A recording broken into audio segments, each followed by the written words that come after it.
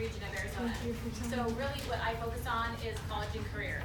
And so not only have I done this on the professional side, but I've also done this on the parent side of things as well. So I currently, just a little bit about background about myself, I have a sophomore at ASU who was a softball player who actually had 4 softball scholarships that she actually turned down to go to ASU because they were paying full in-state tuition for not playing softball. And I currently have a incoming senior who is being actively recruited for football. I also have an incoming sophomore, and then I also have a first grader. So she's here with me today. So I've not only done this on the professional side for many years. I've been with the Metropolitan Education Commission going on 7 years now, but then also doing this on the parent side of things. So I've also been in your shoes as well. So a little bit about just some background of what we've done. Some of our friends have actually played professional, not only football, soccer, baseball. So we've been kind of in that professional realm for a lot of years. Jalen Ardeman, she used to play for the University of Nebraska. These are kind of all her Big Ten accomplishments as well. So I reached out to her knowing that I was actually going to be coming to speak to soccer players specifically. So she actually graciously spent her time in conducting some interviews as well and doing some videos just especially for you guys as well. So what we're going to be talking about a little bit today is just not only just about the process, but what do you guys need to be looking for do you want to play at that collegiate level, right? So how many of you guys want to play at the collegiate level? Right, so a good portion of you, right? How many of you guys know that academically it is so important? Right. So I want you to know, like, as a parent, I've done this myself. Like I said, my son is a senior this year. He's being actively recruited with football. He has about 7 or 8 different universities looking at him right now for football. So I've done this on the parent side of things. So any of you that have questions at the end of this, please come and talk to me. I've learned quite a bit. Like I said, my daughter's a sophomore at ASU. Did that with her, all her softball, throughout those years of recruiting for softball, I've done that. So I know where you guys are. You know you guys have been, this is what you've been working for, right? So this is the end goal. But we want to make sure that you're making all of those proper steps to make sure that you're getting to the end goal. And so like I said, I reached out to Jalen. We're really good friends with her. Her husband actually played for the University of Nebraska football as well. So she's been inundated as far as with not only playing professional, but also at the collegiate level as well. So she specifically, when I told her I was reaching out to soccer players in general, she's like, let me do a video for you. And so this is what she did for you guys. Hey guys, I'm Jalen Armstrong. I played defense and was a 4-year starter at the University of Nebraska. I grew up right down the road in Omaha, Nebraska, and I committed my freshman year of high school. I just wanted to leave some thoughts for my own personal recruiting journey and hopes to help you guys along your own. Okay, so just again, a little bit about myself. This is my daughter. Like I said, she's now currently a sophomore at ASU. My son is currently going to be a senior. So these are just a little bit about them. So like I said, I wanted to make sure that I was coming to you guys as letting you know I've done this. I know what it feels like. I've been that parent. I've worked with my kids as making sure, parents that are in the room, like I said, it takes a family effort to make sure that this is what they want to do as far as, is this the best, whether it's the best fit, whether this is the best financially, all of that stuff. I've been there, done that. And so like I said, my daughter, she turned down, these are all the different things that she has done throughout her years as a high school student, but it wasn't feasible. Like she came to that point, was like, you know what, Mom, I don't want you to pay for me to play my sport in college.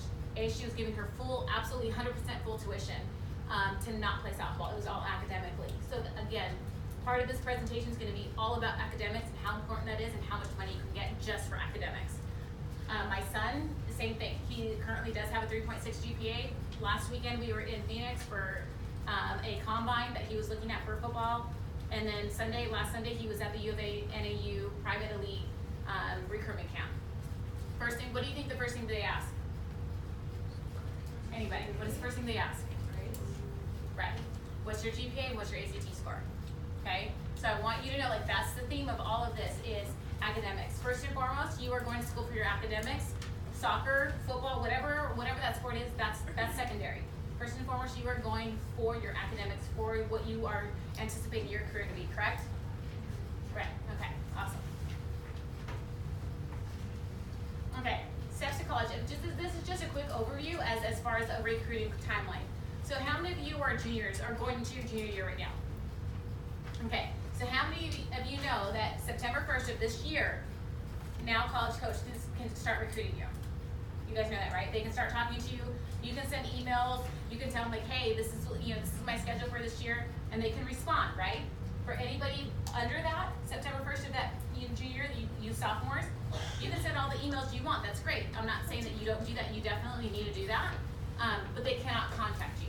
So that's just a really good tool to realize that there are blackout periods.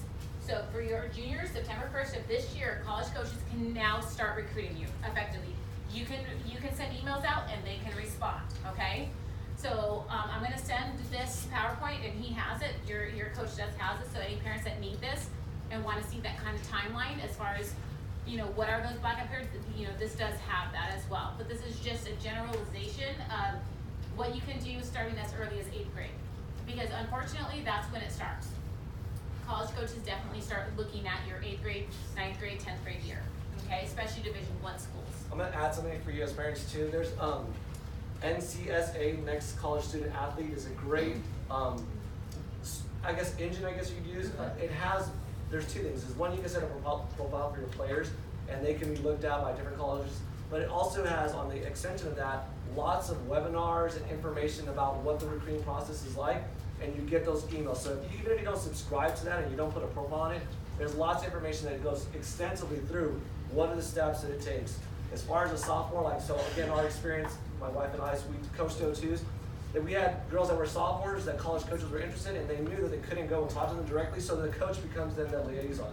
Hey, I really like that person.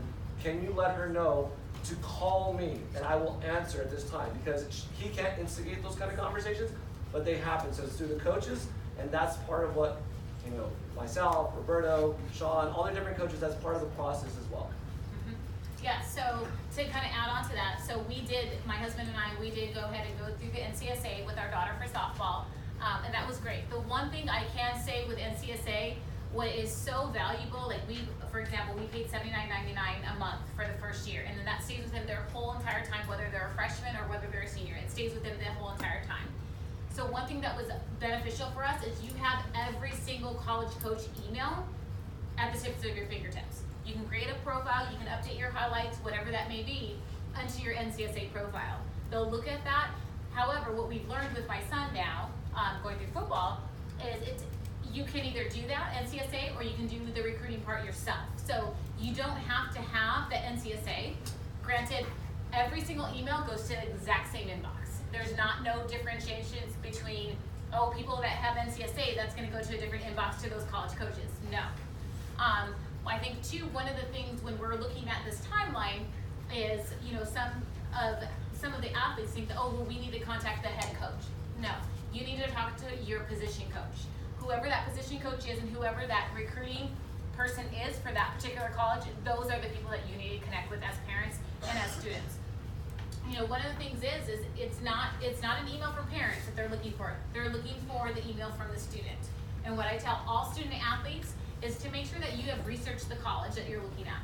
I know some of you are very young, but I had done this as far as with my kids starting at the freshman year. If they were interested in a college, okay, make sure you're looking at a college, make sure you're saying, do they have your program? And I know a lot of students, that's gonna change throughout the years, but making sure that you're giving them those tools. So for all of you, again, any colleges that you're looking at, research that college. And I'm gonna go into that a little bit more, and I'm gonna tell you how much more important that is as well. Okay, are you going to be a good fit for the program? That's one of the things, again, like I said, I'm doing this as a parent right now, talking with my son right now. For example, we have a school from Arkansas recruiting him right now actively. Okay, he's used to playing into 118-degree heat. Is he used to playing into negative numbers? No, he's not. So when you're looking at particular schools that you're thinking of going to, look at your position, look at how many seniors are graduating from that position within that school year. You don't want to be going to a school that has the same position that you're going to that have 10 of them, right? So you really want to be mindful of the programs that you're going into, how many are graduating for that position, and how many you think that are open available spots. So that's definitely a good way to gauge, is this a good fit? Okay, how many of you guys know, first and foremost, you are going to college for your academics. That should be sacrificed, right? You are not going to play soccer. I understand, yes, this is what you spent your whole life doing, right? You want to play soccer at the next level. I understand that. But first and foremost, you are going to that school for your academics. You do not want to go to a school where, one, they do not have your program, and two, you're going to be miserable for the next 4 years. Just because they've given you a scholarship for soccer does not mean that that's the right fit, okay? Something that I think really impacted, my team personally, and a lot of teams all over the country, is you want to make sure that you're going to be a good fit for the program. You don't want to, let's say you're a forward, you don't want to go into a program that has 4 returning forwards and 4 incoming freshmen that are forwards. Like, there's just, that, not to say you can't, but you're going to have a lot more competition, and chances are a lot of girls are going to have to sit. Some girls are probably going to transfer. Same instance, let's say you come from the coast and you're a really technical player, you can pass really well, but you're not, physicality isn't the main part of your game. Well, you probably wouldn't want to come to a school like Nebraska where we work on slide tackling and body before ball, things like that. Again, not to say you can always be coached, but we're a very physical program at Nebraska. We had a lot of girls that would come in from the coast and would just shy away from contact, and that made them hate soccer, and they hated practice. They didn't want to work on it, and they ended up transferring. Some of them even quit. So you just need to make sure that you can picture yourself getting plugged right into that program, and you would enjoy the things you work on in practice. So another thing with that, going off of what Jalen had said, is what happens if you get hurt, right? What happened if you're redshirted for that year? Can you see yourself at that university for the next 4 years? Same thing I went through with my daughter. She was looking at different schools, and I told her, not only do you guys need to look at it on the map, as far as what is the demographic of that school? I know, is there a Starbucks? Can you get your nails done? Get your hair done? Can you go to the mall? Like, those things, I know may sound silly, but you want to make sure that when you're going to a school, you're picking a school based on the fact that you can see yourself there for the next 4 years, right? So that was one of the things, when not only, like I said, when my daughter was looking for softball, she had multiple softball scholarships. There were some that were in the middle of nowhere. You want to make sure that you're a good fit for that institution. Like Jalen said, you want to make sure how many returning students, athletes are in that same position that you're going for. And then how many have retired from that? So how many seniors have graduated from that position? You want to see that demographic of just the genetic makeup of what that school is in that particular program, okay? So parents, I'm gonna say this to you. There's mixed reviews or opinions on coaches about ID camps. My opinion is I suggest players going to an ID camp that they like that school, not just as an ID. I know they're costly, but to see the school, to walk around, to go and would I want to be at this place? And again, there's mixed. Some people say, oh, it's just a moneymaker. Yes, in some senses, but it's also your opportunity to go and meet the coach, and then meet the coach, and then walk around the campus. So, the summer times, those happen a lot. Spring, pick 1 or 2, and then again, for birthdays or Christmas, instead of saying, oh, I want this, I want a money tree to earn money to go to this ID camp. Those are ideas to kind of consider. Yeah, absolutely. And I'll just kind of piggyback off of that. So for example, my son this year, like I said, he's in the Vail School District. He goes to Andrada High School, but plays football for Empire High School. He'll be in Arlington, Texas this summer. He'll be in Las Vegas, Nevada this summer. He'll be in New Mexico this summer, and he'll be in Colorado this summer. So we are foregoing kind of like a family vacation, honestly, to make sure that we're getting him on those college campuses and say, hey, is this a college campus that you feel like you're gonna fit into? It's a huge difference of like just thinking about those colleges and actually getting on those campuses. So I really do encourage you guys, if those are schools that you're really interested in, get on those campuses, see if your students like that culture, see if you like the programs that they have to offer, and you'll really get a feel for those programs. So facts, so really just kind of going down the information here, it's just only about 2% of high school athletes are awarded athletic scholarships to compete in college. And then as far as NCAA 1 and 2 schools, they provide more than $2.9 billion worth of scholarships. So how many of you guys know the breakdown of what the divisions are?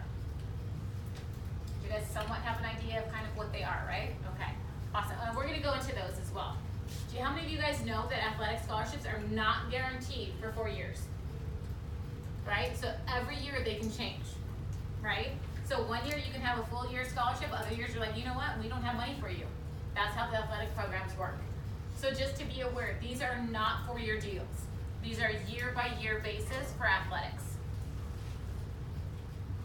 Okay. Yeah. Okay, so common myths. Every athlete receives an athletic scholarship. How many of you guys know this? Right. Okay, awesome. Everyone in athletic scholarships gets a full ride. This is probably like my biggest pet peeve ever. So when people say I got a full ride, no you didn't. Because there's so many things that make up a financial aid package. First and foremost, they're gonna take about the FAFSA. How many of you guys know what FAFSA is? It's a free application for federal student aid, right? This is what's based off of your parents' taxes the year before, not the year that you graduated, but the year before what your parents annually, their income is, right? So it's based on that. So first and foremost, they're gonna see, is this student athlete Pell Grant eligible? If not, okay, what can we give them academically? This is your GPA and this is your ACT, SAT score. How many of you guys know that when you apply to colleges, so when you're your senior year, that July, August of your senior year, like most of you guys are not even in school, that's when applications open, right?